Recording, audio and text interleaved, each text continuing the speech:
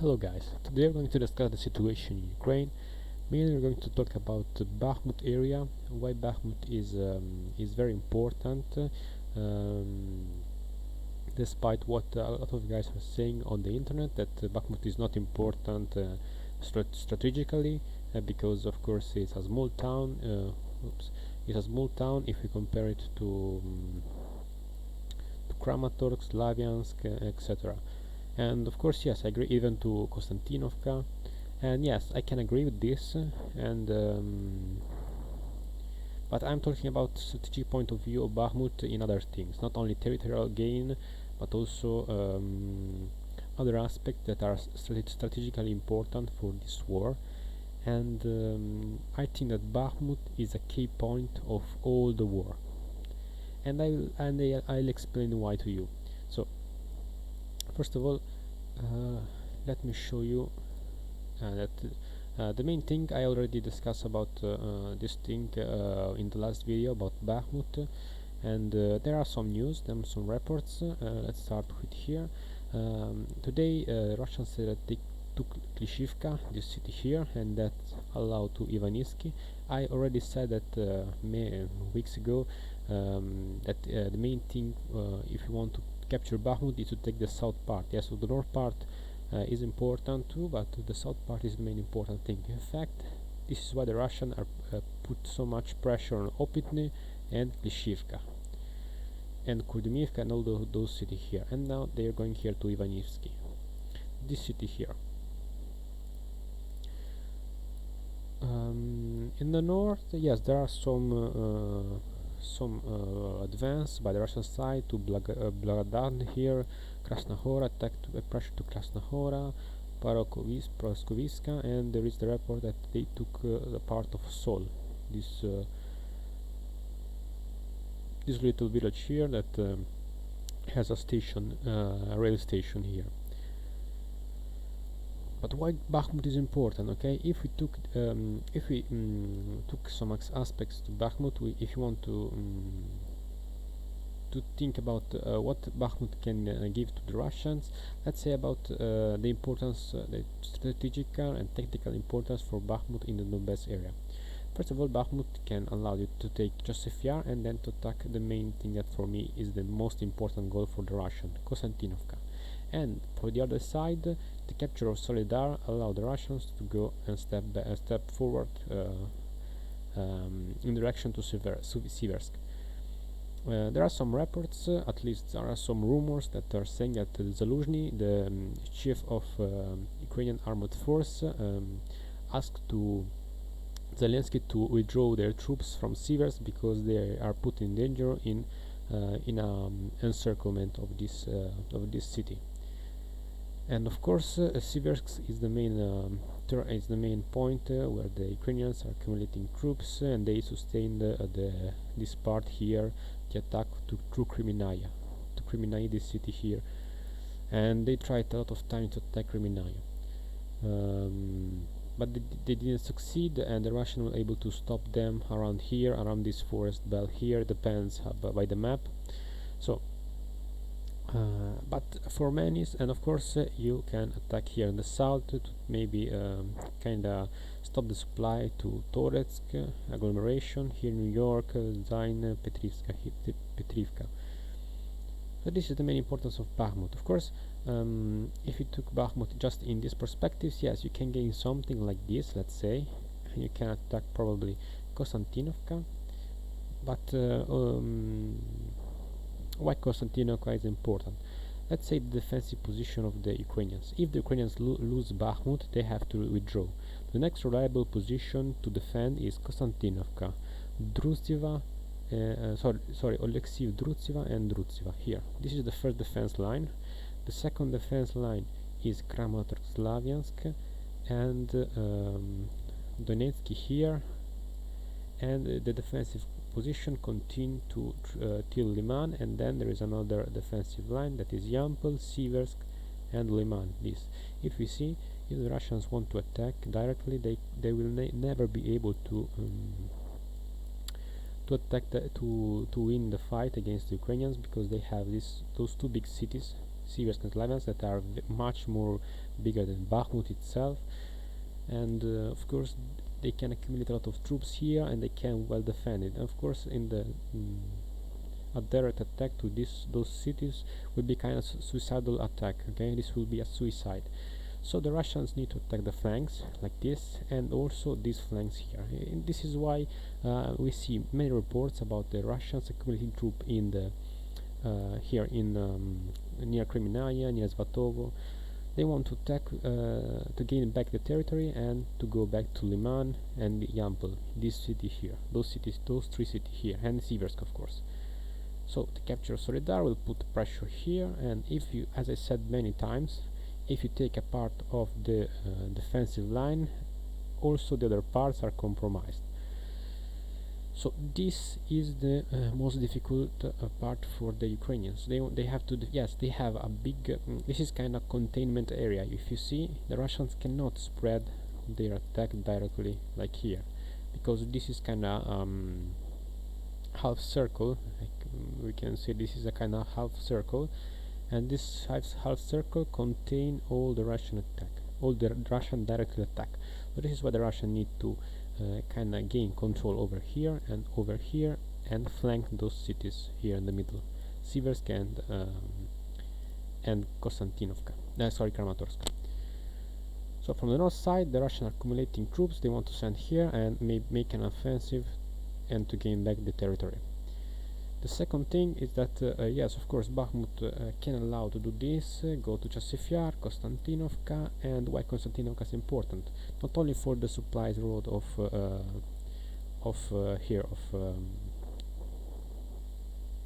Torres agglomeration, but also for Pokrovsk. If you want to put this in a big context, I say that the Russians, for sure, they will try to attack in this part. For me, this is the most important part where to attack, because let's put it clear. Let me show you. Okay, there is one road, supply road. Okay, this is the second supply road that is took to Orivk. There is this road, plus there is this railroad. There is the railroad that is following the road itself. There are those railroads and some roads, little roads, and there is this road that supplies Pokrovsk. And Pokrovsk itself, basically, let me put another color. So it's giving supplies and stock supplies to all the Donbass area, kind of itself. Okay, Marinka, Kurovki here, Korosnohorivka here, and all of those cities here, and even Konstantinovka itself is supplied by Pokrovsk, and the same to the south.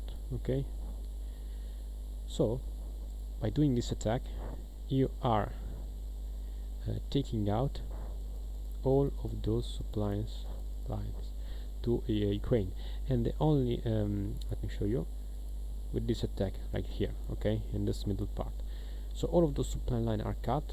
Okay, are cut off. Let me show you like this. Okay, this is just an idea. Okay, it's not. I don't say that it will be like this, and this thing is to yes, to compromise all of the supply lines here to Pokrovsk, and the only remaining the only remaining roads that will be able that will be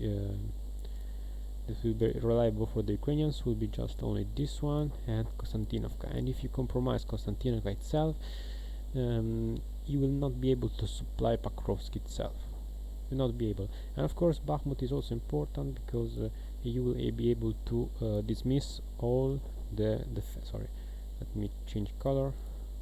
You will be able to dismiss all the defensive line made by Ukrainians in the Donbass area, like this fortified position, because as I said many times, this was the front line. This was the defensive line.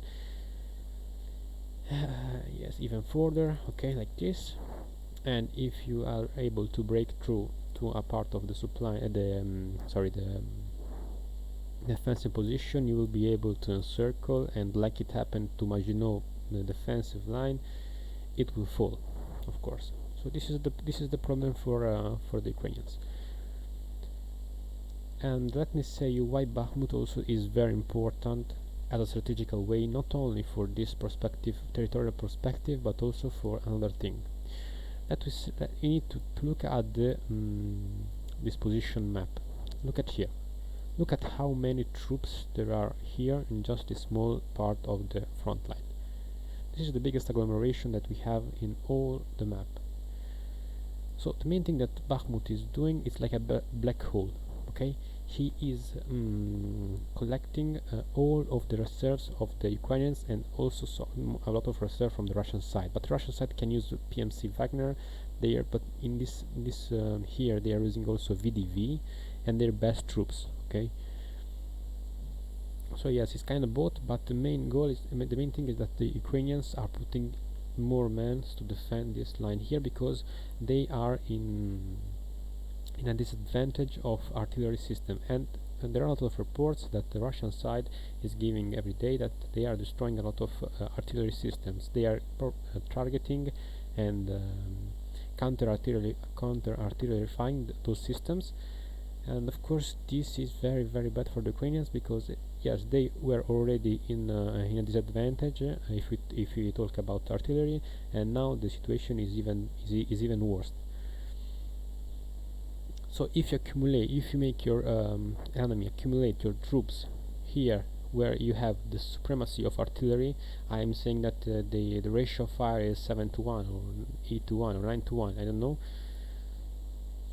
You cannot your army will be will be in very trouble. Okay, so this is why they accumulate so many forces in this area, because they need to stop, because they have a lot of losses. They need to make a lot of rotation, of course, and of course the same with the Russians have many losses. I'm not saying that they do not have. They have many losses as well, and but the problematic is that the Ukrainians cannot stand with this ratio of fire against Russians. So the most brilliant move for the Russian is that I don't know if this is kind of if they do this in purpose, but probably in a part of this thing was done in purpose, because look at here, all of the reserves here from Kherson region were sent here. They wanted to put those reserves to make an attack in this position here, right? But the problem was that Bakhmut is like a black hole. He is attracting all of the reserves from the Ukrainian side, not only those that are already in a brigade, in a regiment, but also the new ones that are being mobilized today, or some days ago, or some months ago, some weeks ago. So this is collecting a lot of troops, as much as they possible. And the main problem for the Ukrainian is not only that the Russians have the advantage of artillery firepower, but there is another advantage of the Russians that I want to talk just a bit later. So here, all of the reserves of the Ukrainian side are put here in the Bakhmut area, Donbass area, and we can see that in this area there is about 70% of Ukrainian army, at least 70% of professional, and not only professional army of Ukrainians, and also a lot of volunteers, and that's it. By doing this, you were able to stop the north attack, and you were able to stop the south attack. So this is the second thing. Not only the attracting to have to attract your enemy where you have an advantage of artillery power, but also to stop their attack, their future attack, because they were preparing, of course. The third thing that I want to discuss here is that this is the most important, that the Russians, the main goal is not to capture Bakhmut, for me at least. Their main goal is to keep as many troops as they can in this area. Even if they capture Bakhmut, yes, the Ukrainians need to go to Slaviansk, Kramatorsk here, and they need to keep all of those troops in this area, at least in Donbass, Zaporizhzhia, all of this area. Because let me see the dispositions. Look at here. The main Ukrainian forces are here. Let's say like this. They are in this area here. Okay, mainly here. And the other part of the Ukrainian army is here. So you are seeing that in the middle there is a big gap. There is a big gap here, and of course this is a very weakest spot of the Ukrainians, and they knew this. Of course, they are sending some few thousand troops in Sumy, some in Chernigov, some this is in those area here. They have agglomeration here in Kharkiv, in Poltava, and something in the Dnipro, something in Zaporizhia. So they are keeping basically this posture, but there is big gap here in the Sumy area.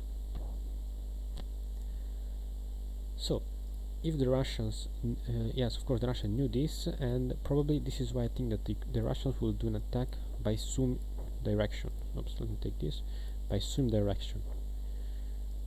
This thing, just to make an encirclement. Okay, this is kinda emphasized. Let me putting something like this. Their main idea for me is just to go through, break through. Okay. To arrive here, to cross Nagorod, those parts here, probably even something like this. And the idea is this, because let's see the main supply road. Okay, to Kharkiv, of course. There is here, there is here, there is this one. So it took from Pavlovgrad. Those supply roads here basically are most those supply roads are used by Ukrainians to supply the North Front, so it's not very fair exchange. And yes, something like this from Poltava, something from the north, from the north. So like this, just by doing this attack here, you will cut off all of those supplies here. 1, 2, 3, 4, and 5. 5 lines of 5 line of supply. Yes, there is still this one, of course. 6 line of supplies. Let's say 6 line of supplies, and let me do it in another way. Let me put like this. Okay, so just by doing this, you're cutting at least 6 line of supplies. Oops. Let me. Okay, something like this. So let's put it clear one more time. There is this one to Kharkiv, and in Kharkiv there is a big agglomeration of troops, either in Poltava. There is this one that is passing kind of through. Yes, he's making a deviation here, but there is also some little roads. There is this railroad, there is this road, normal road. There are those 2 big roads that are coming here from the Dnipro. There is this from Pavlovgrad, and that's it, for example. Okay, and this is the reason for this attack, to cut off as many supply roads as they can, and so like this. Okay, just doing this, let's say like doing this, they were able to stop all of those supply lines here. So this is kind of big encirclement, and of course they need also the south attack to Pakrovsk. So the only remaining road will be probably this one from Pavlograd and to Lozova here, and is spreading like this. But it's not enough to supply the Kharkiv, all the Kharkiv troops, all of the Donbass troops. It's not barely enough, this one, like doing this. What is the problem for the Russians? Ukrainians, of course, knew this. Probably they knew this.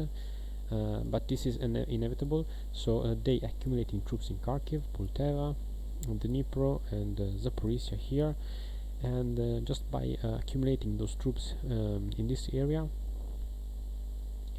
they want to probably make to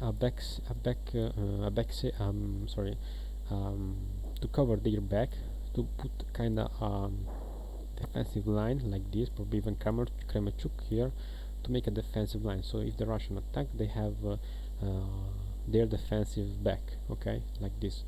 So they want to make a defensive line in this way, and a lot of guys are saying that yes, the Ukrainians were using Kharkiv to prepare some attack to Belgorod. That I don't think this is the reason. I think the reason that the Ukrainians are putting so many troops in Kharkiv, not only to prevent an attack to Kharkiv directly, but also to prevent an attack from Sumy here, like this. Okay, and either to Poltava, and also he has to supply Donbass troops to make some rotation, to stockpile the supplies, but of course if there is this attack, the Ukrainians will need to step a lot of back. They will need to concentrate and step a lot of back from this side, of course, if there is this attack, because they need to put as many troops in this defensive line. What is the purpose of this defense? Yes, okay, the Ukrainians probably will try to defend. We do not know if they will be able to defend like this, but let's say if the Russians break through like this, okay, probably. Then the point of this defensive line is to keep the Russians as much as they can here in this side, so the Ukrainians from the north can collect some forces, not all the forces, because there are still Russian troops in the north, so they can make an attack by the back, keeping some troops from Kharkiv, from all of those little little cities here, and then they will send a lot of troops to attack the back. This is the thing, okay? So this is the main thing. I think that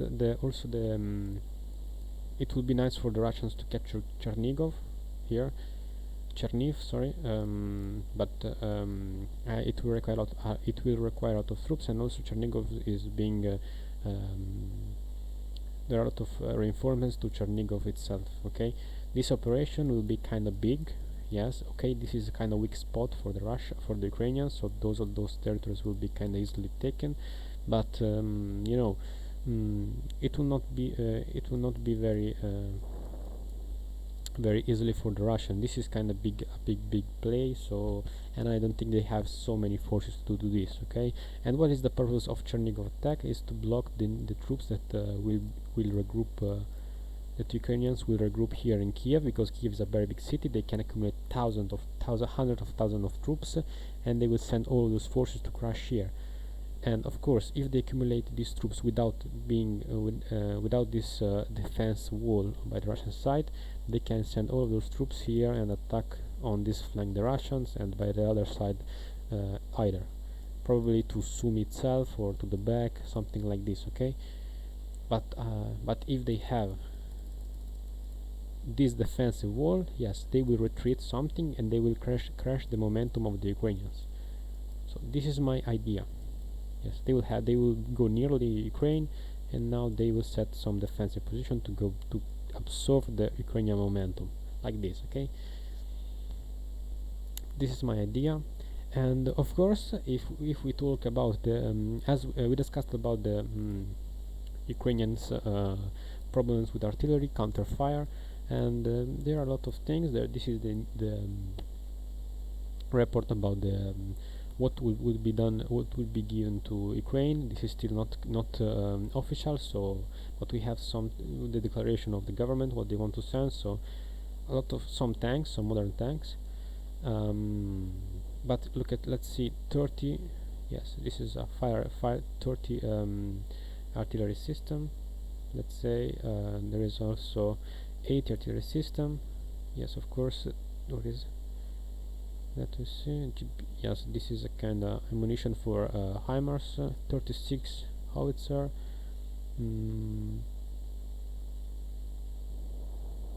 Let's say I don't know what is this. Probably this is artillery fire. I don't know. I'm not sure. There is this one. There is this one. There is this one. There is this one. I think there are this one. This one.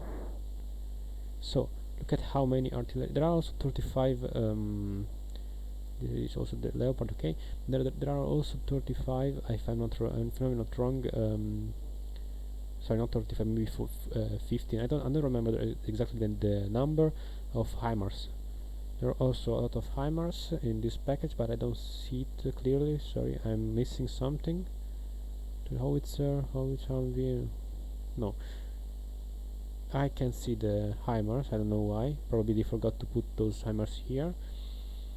And this is the problem, okay, for the Russians. So in 2023, I think that there will be a big battle, of course, with at least 1 million or half a million, more than half a million, or almost a million of men from both sides in the course of 2023. and this is the problem for the Russian, that Ukraine, the Western side are supplying a lot of heavy equipment to Ukraine, and the things is going to be more serious. Okay, more serious. The problem is that I don't see for the Russian side that they are accumulating something in